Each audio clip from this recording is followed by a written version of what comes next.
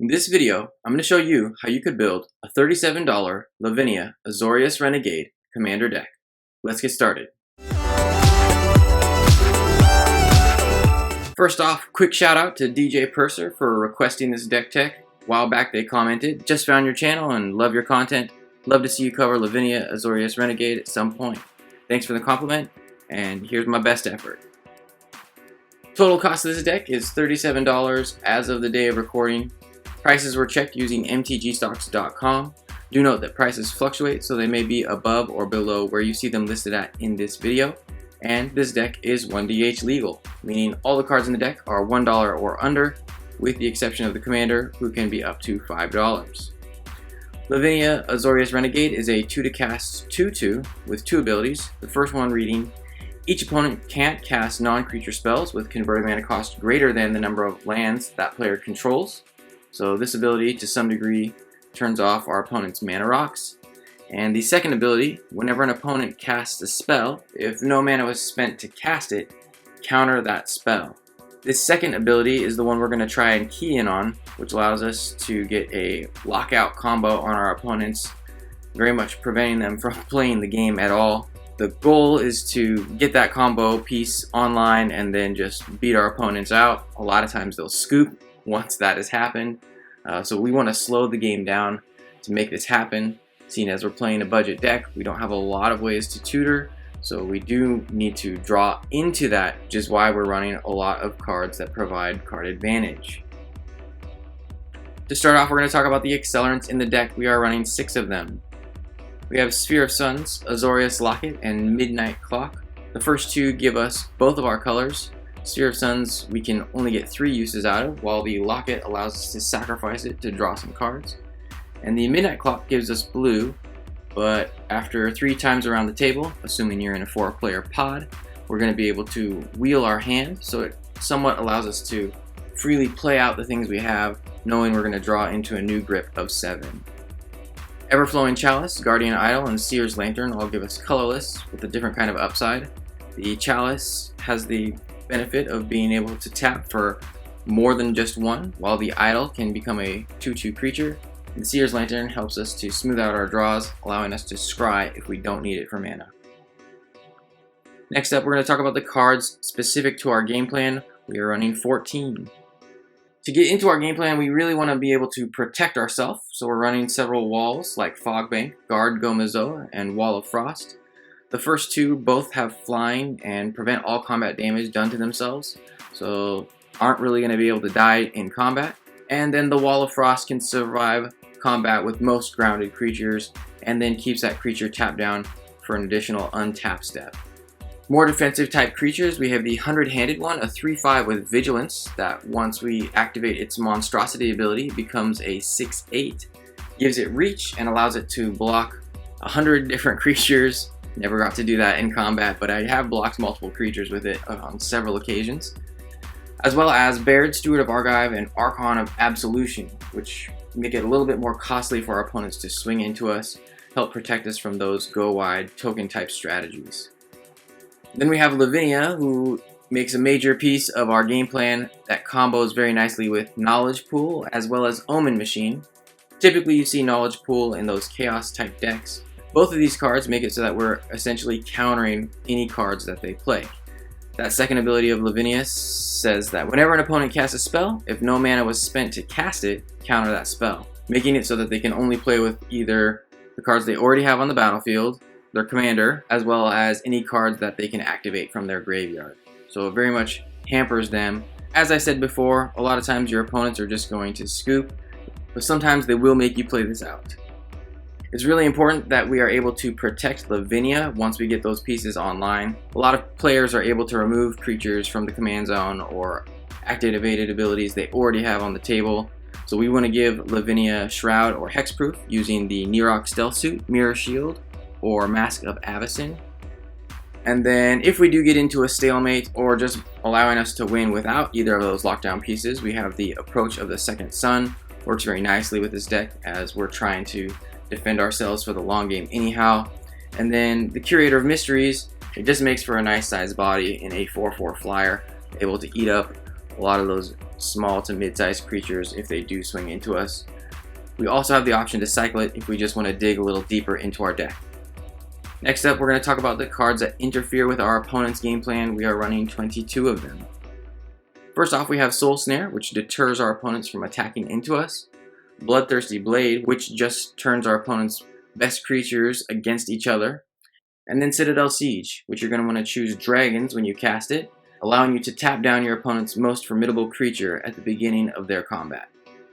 Oust and Reality Shift allow us to deal with problematic creatures our opponents are playing, as does Fairgrounds Warden, Banisher Priest, and Fiend Hunter, all three of which are great for using on our opponent's commander, as it's typically going to send that commander back to the command zone.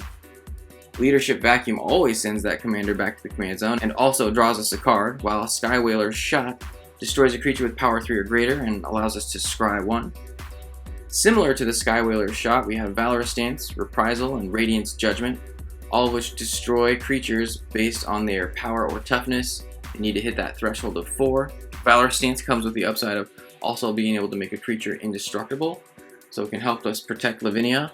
And if we don't have any good targets for Radiance Judgment, we are also able to just cycle that card away, allowing us to dig further into our deck. Seal of Cleansing, Exposed to Daylight, and True Love's Kiss all help us to remove our opponent's artifacts or enchantments. The Seal of Cleansing is nice because it sits out as kind of a warning to our opponents not to swing into us, or we're going to remove their most important artifact or enchantment, while Exposed to Daylight and True Love's Kiss help us dig deeper into our deck, either drawing us cards or scrying. Collective Effort is going to help us get rid of multiple permanents, destroying a creature with power 4 or greater, as well as an enchantment. You do also have the third option of being able to put a plus counter on each of your creatures. Although in playtesting I did only use that one time, it's always nice to have extra options. Archon of Justice makes for a great deterrent, as it can eat up most of the small to mid-sized creatures, but if somebody swings into us with something too big, we are able to exile any permanent with it when the Archon dies. And then Baral's Expertise is going to bounce 3 artifacts and or creatures to our opponent's hands and allow us to cast a card for free with a converted mana cost of 4 or less. Aether Gale is going to allow us to bounce up to 6 non-land permanents to our owner's hand, while Dusk allows us to destroy all creatures with power 3 or greater. And then the Sunblast Angel is going to destroy all tapped creatures when it enters the battlefield. If you notice, we don't have any pure board wipes that destroy all creatures. The reason for this is that the Omen Machine, one of our lockdown pieces, forces us to just play off the top of our deck. In playtesting, I started out running lots of board wipes, and then found out a lot of times I would get that lockdown online and then end up having to destroy Lavinia, and then it would get too costly to bring her back, and so that combo didn't really stay in place. Dusk comes with the upside of having a second mode, Dawn, which allows us to return all creature cards with power 2 or less from our graveyard to our hand. Didn't use this in playtesting, but it is nice to have that option. Next up, we're going to talk about the cards that provide consistency to this deck. We are running 17 of them. To start off, we have Treasure Mage, Tribute Mage, and Trophy Mage. The Treasure Mage allows us to tutor up either of those lockdown pieces, so it sort of counts as an extra copy of them, while the Tribute Mage and Trophy Mage can help us to find Artifact Ramp, or artifacts that help us to draw cards. And the Tribute Mage also comes with the upside of being able to find those pieces that give us Hexproof or Shroud. Tamio's Journal is going to be another way that we're going to be able to tutor if it stays on the battlefield for long enough. Otherwise, we're going to be able to use the clues that it makes to just draw cards. Future Sight helps us to dig deeper into our deck and stay in the game. It's also great for once we do get that lockdown piece online, because it allows us to play off the top of our deck. And then Kumena's Awakening helps everybody draw additional cards at the beginning of our upkeep, but if we have the City's Blessing, it's going to be a benefit to only us. Sunset Pyramid, Arcane Encyclopedia, and Seer's Sundial all help us to draw cards. We only get 3 uses out of the Pyramid until we can only use it to scry, and the Sundial is only going to trigger when lands enter our battlefield. Caffeine of the Mindful is one of my favorite cards in this deck. It's a 5/5 flyer with Indestructible, but it can't attack or block unless we have 7 or more cards in our hand. Having a 5/5 Indestructible blocker is really nice, as it makes it useless for our opponents to swing in with a lot of creatures. It was sometimes hard to keep 7 cards in our hand, but Kefnet also comes with the upside of being able to pay 4 and draw us a card. It can help get up to 7 cards a little faster, as it can allow us to also bounce a land to our hand. Although I wasn't typically using this unless I didn't have a land to play for turn. Then you can essentially trigger that ability for 3 because you're able to replay one of your basics, getting one of those mana back. Loyal Drake draws us a card as long as we're able to keep Lavinia on the battlefield, and the Filigree Familiar pads our life total and draws us a card when it dies. Sun Titan helps us reanimate cards from our graveyard to the battlefield as long as their CMC is 3 or less. This triggers when Sun Titan enters the battlefield as well as when it attacks. The Titan comes with Vigilance, so it can cause some problems for our opponents as well as be a great blocker for us. Dream Trawler helps us to dig deeper into our deck as we draw a card whenever we attack with it. And it's a flying lifelinker, so we're usually able to get in on one of our opponents, gain some life, so it keeps us in the game a little bit longer. And we can also discard cards to give the Trawler hexproof. Sphinx of Morgosi makes for a great blocker as a 6/6 flyer that gets plus counters every time we pay 3 into it, drawing us a card, helping us to dig deeper into our deck, and making it less advantageous for our opponents to attack into us. Monastery Siege and Sphinx of Foresight help to give us better card selection, as the Siege allows us to loot at the beginning of our draw step as long as we choose cons, and then the Sphinx of Foresight scries one at the beginning of our upkeep, helping us to once again dig deeper into our deck. It also comes with the upside of allowing us to scry 3 if we have it in our opening hand at the beginning of our first upkeep, which I found more relevant than I thought, as it allows you to keep a little bit sketchier of hands so you don't have to mulligan quite so much. Next up, we're going to talk about the lands in the deck. We're running 41 of them. To start off, we have Halimar Depths and New Benalia, which help us to smooth out our draws, while Buried Ruin allows us to get an artifact from our graveyard back to our hand. Fuel of Ruin allows us to destroy one of our opponent's lands, while Myriad Landscape helps us to fix our colors and ramp us. Ash Barrens, Evolving Wilds, and Terramorphic Expanse also help us to fix our colors, as well as thin our deck. For both of our colors, we're running Command Tower, Azorius Chancery, Azorius Guildgate, Boreal Shelf, Coastal Tower, Irrigated Farmland, Meandering River, Prairie Stream, Sajiri Refuge, and Tranquil Cove. As for basics, we're running 13 Plains and 10 Islands. Average converted mana cost of this deck was 3.06. There you can see the curve.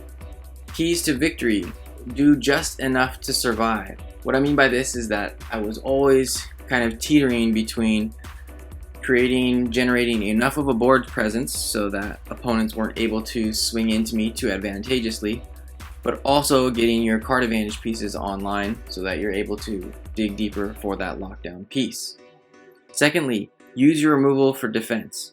It's tempting to play your removal pieces offensively. That's typically how I play, trying to find openings to get in on my opponents. But with this deck, you're just trying to outlast other people until you can get that lockdown piece online.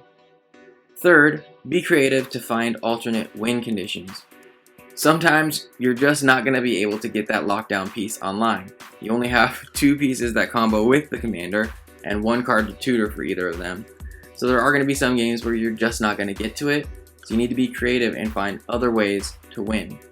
Both of those sieges, Monastery Siege and Citadel Siege, while I had a recommended mode, in my playtesting there were games where I chose the opposite mode because it just made sense for the board state and where we were at in the game.